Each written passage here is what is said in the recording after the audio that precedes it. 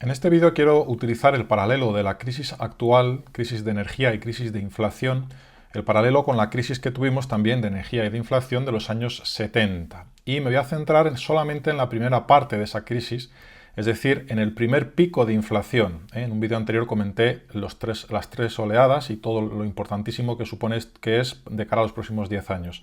Vamos a centrarnos ahora en el primer pico. La primera diferencia que hay es que este pico es extremadamente rápido y violento. ¿Por qué? Porque hay una diferencia brutal que es la liquidez inyectada durante 10 años y la apoteosis final de liquidez desde el año 2020. Eso hace que este pico de inflación sea brutal y además el ciclo bajista de tipos de interés que tuvimos en los 30 años anteriores.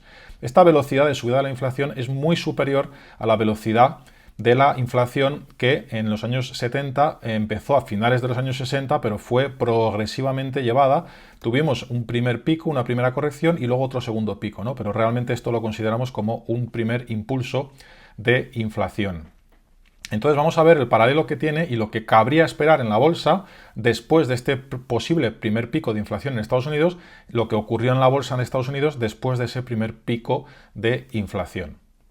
Permíteme primero que te recuerde que si te gusta el canal y que quieres más contenidos de este tipo, te puedes suscribir al canal, activar las notificaciones, darle a me gusta a este vídeo y compartir este vídeo y dejarme un comentario en la sección de comentarios sobre cualquier idea o lo que te parezca, ¿no?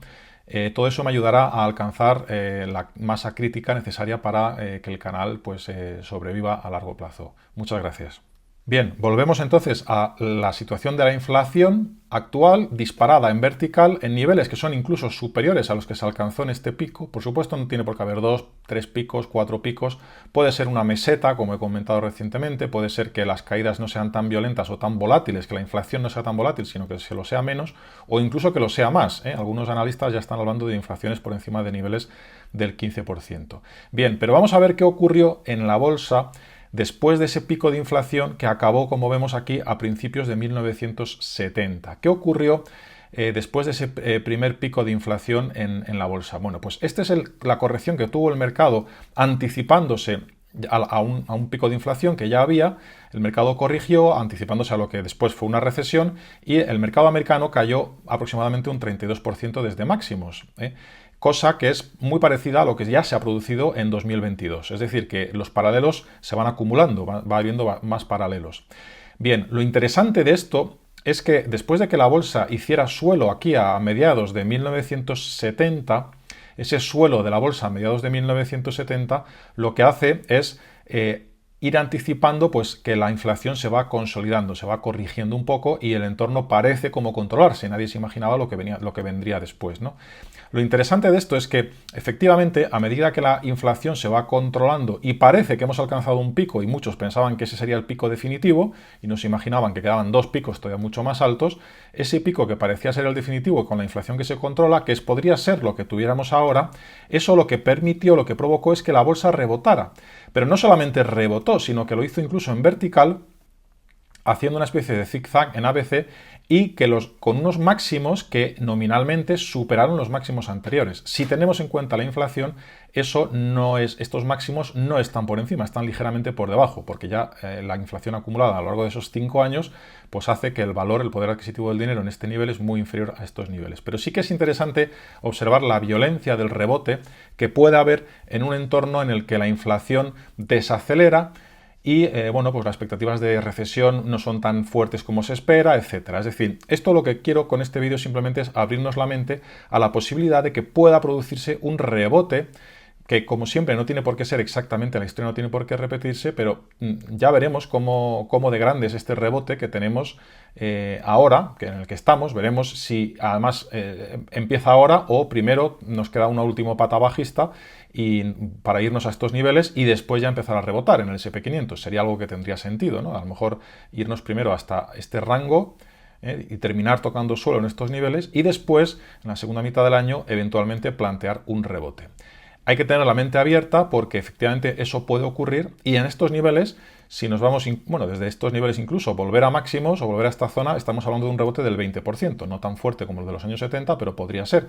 Incluso, como ocurrió en los años 70, volver incluso a máximos, por encima de los máximos anteriores, ¿no?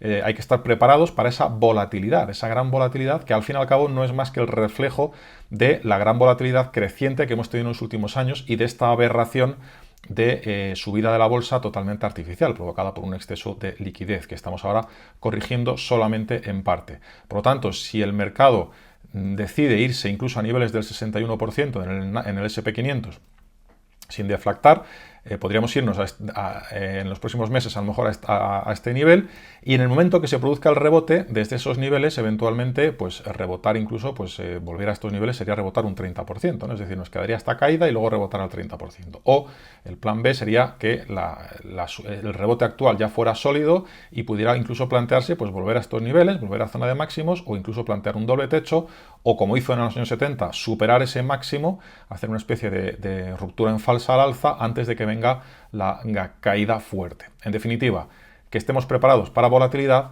Eso es lo que pasó en los años 70, tiene sentido que vuelva a pasar ahora mismo, estamos en niveles muy altos de volatilidad, los niveles de volatilidad implícita son muy altos y estamos en un contexto delicado, complicado, donde más que nunca pensar a largo plazo pues es crítico. Yo creo que, en mi opinión, todavía no es momento ni mucho menos de ser agresivo y es momento de seguir teniendo paciencia en el mercado, pero, insisto, el riesgo alcista lo debe de valorar cada inversor y ese riesgo alcista significa que cómo no se nos queda el cuerpo si en un momento dado el mercado rebota un 20% o incluso vuelve a máximos y marca un máximo y pensamos que la tendencia vuelve a iniciarse, ¿no? Y subimos un 30% para que después venga otra caída fuerte. Yo creo que el mensaje más importante es que estamos en una fase de consolidación de largo plazo, que las rentabilidades, que las expectativas de rentabilidad de cara a los próximos 10 años son muy inferiores a las que hemos tenido en los últimos 10 años y por lo tanto después de una larga tendencia alcista desde 2009 lo que toca es una larga consolidación como mínimo lateral de los próximos 10 años. Esa lateralidad puede esconder caídas del 60, rebotes del 60 o caídas del 40, rebotes del 60, otra caída del 50,